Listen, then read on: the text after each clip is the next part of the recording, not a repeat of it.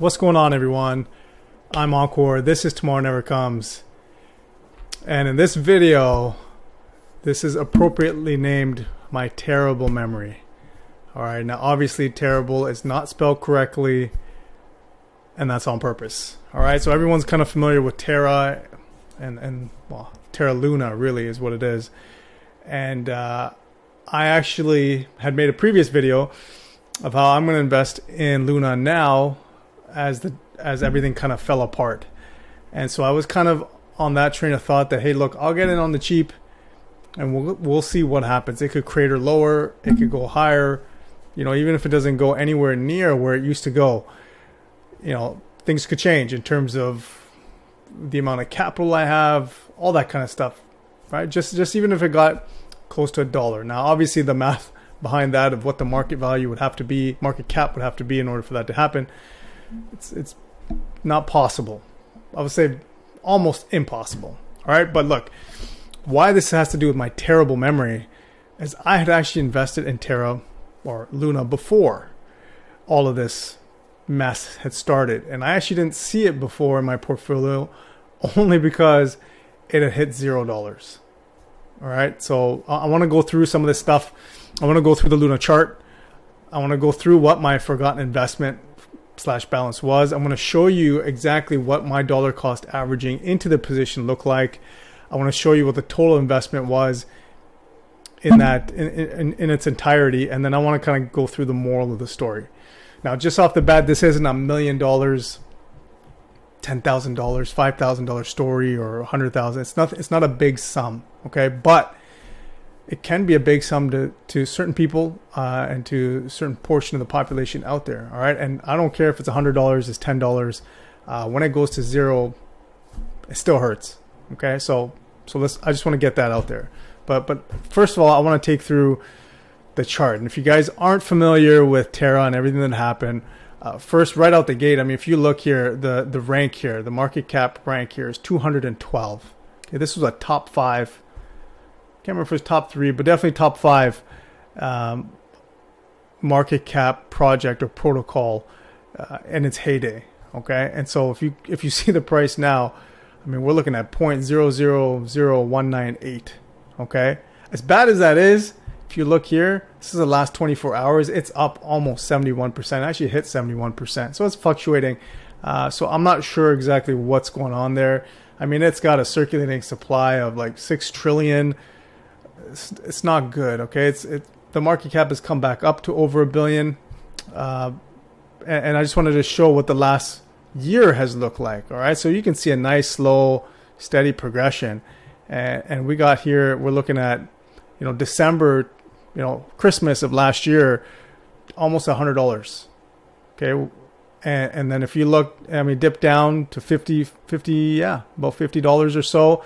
And then right up here in, you know, right up here in, what is that, April 3rd, we're looking at $116, okay, for one Luna. All right, and then you can see this massive crash that happened here, okay, and this is actually highlighted.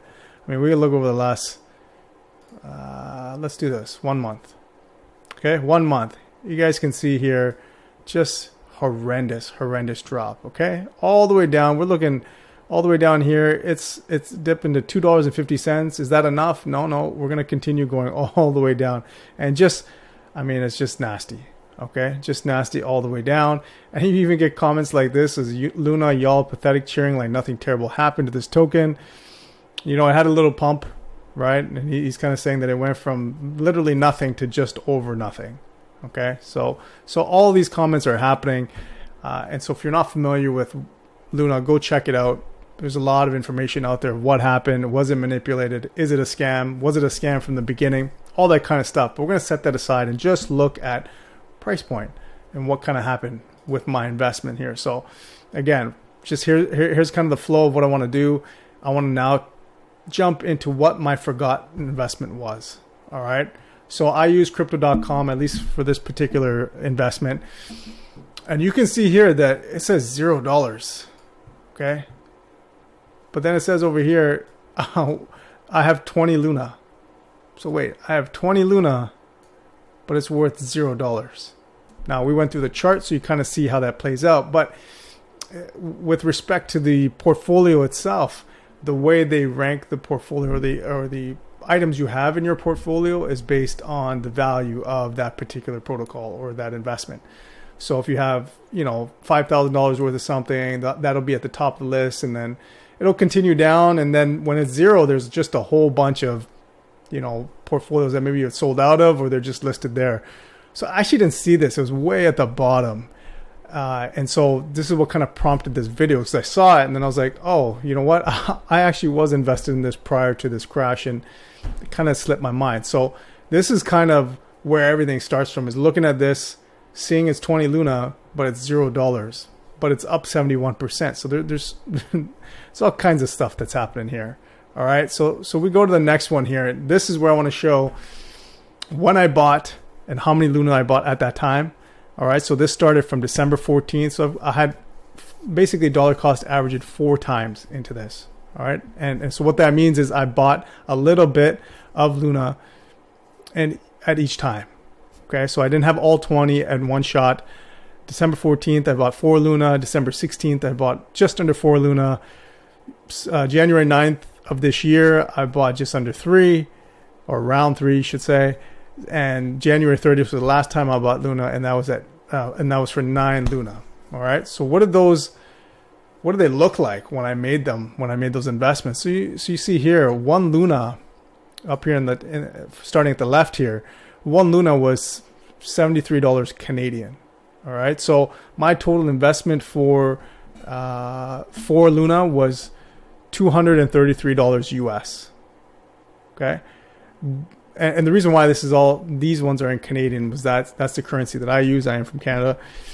So that's what's going to be reflected here. But I'll go over both of what Luna was in Canadian and then also the US value for my total investment. So then December 16th rolls around, and 1 Luna is now $82, or just under $83 Canadian. I get just under 4 Luna, and it's for $250 US. My third time DCing into this position is January 9th, as mentioned before. 1 Luna is $93 Canadian, and we're looking at just under 3 Luna for $218.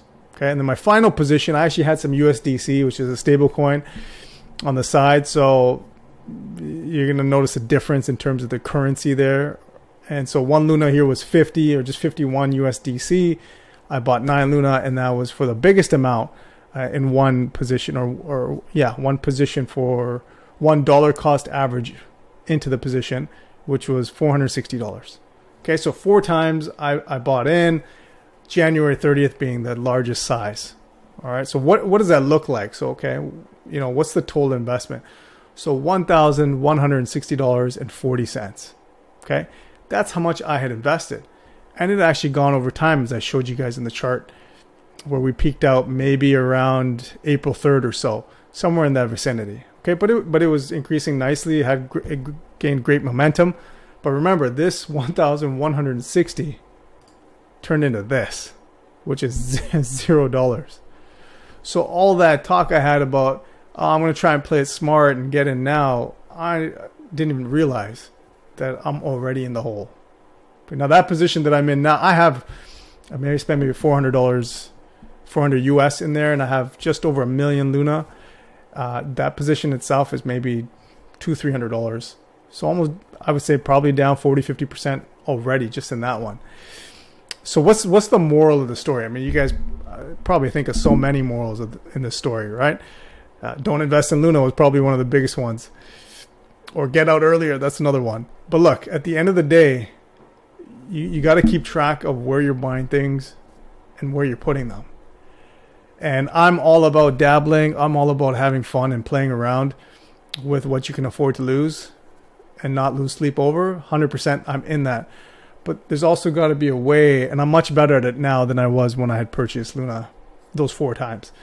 You got to know what you're purchasing and where you're putting it, right? Like I could have taken Luna and stashed it in a wallet or, Terra Station and things like that. Like I could have done a bunch of things, but this doesn't apply just to Terra or just to Luna, however you want to, however you don't want to talk about Luna. right?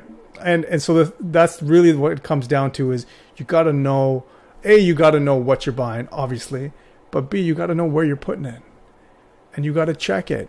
And this goes back to don't have too many things on your plate. So I'm about dabbling, playing around. That's great, but I put in $1,100, which turned into zero, and it turned into zero, and I didn't even know. So that's a problem, right? And that's something that kind of, and like I said, I'm much better at it now. I had way too many coins, way too many projects that I was trying to invest in and follow. When you're in a bull run, everything looks great, and so you just think, the next project you jump into is going to escalate. That's not the case, and it's too difficult to keep track of all of them. You don't have the bandwidth. All right. So the moral of the story is, yes, have fun, but if you're going to invest any type of money that is meaningful to you, I would say condense the amount of projects that you're in. Okay, just so you can keep track, and also have a place where you do keep track, whether that's a spreadsheet, whether you're only on one platform. Now, I'm not a fan of keeping everything on your central exchanges, but as you start, sure, why not? And if you don't have a hefty amount in each of those projects, it's not a bad place to have it just one place. So try not to be in like 10 different exchanges with hot wallets and cold wallets, and you don't know where anything is. Okay, you couldn't keep track.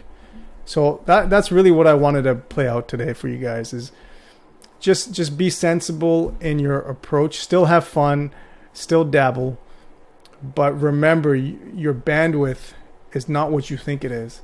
And I was watching and reading articles and watching videos like a madman every day.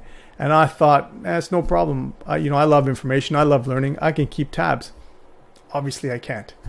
All right. And so I already knew that beforehand, but this really slammed it home when I found this, is that you just got to be focused, keep track of, a select few of things, and then just see how they run over the course of time and get your feet wet in that way. Okay. That still doesn't mean dabble. You can't dabble. Of course you can. But like I said, sizable money, whatever that is to you, just try and narrow your focus. You can say, I'm only going to be in 5 projects, 10 projects, whatever it is for you, but just understand that you can't be in 50 of them, 60 of them, and still understand what's happening in each and every single project. It's just not possible. And so when things tank, you're not even aware of what you're losing. Okay, you have no idea how much you're losing, what you're losing, and more importantly, you may not even know where it is when you're losing it. So that's the moral of my story, one of many morals in this story. Hopefully you guys found value in this. If you did, hit the like button, share it, subscribe, hit the notification bell, all that good stuff. Remember, tomorrow never comes. Get in the game today, and I'll see you all in the next video.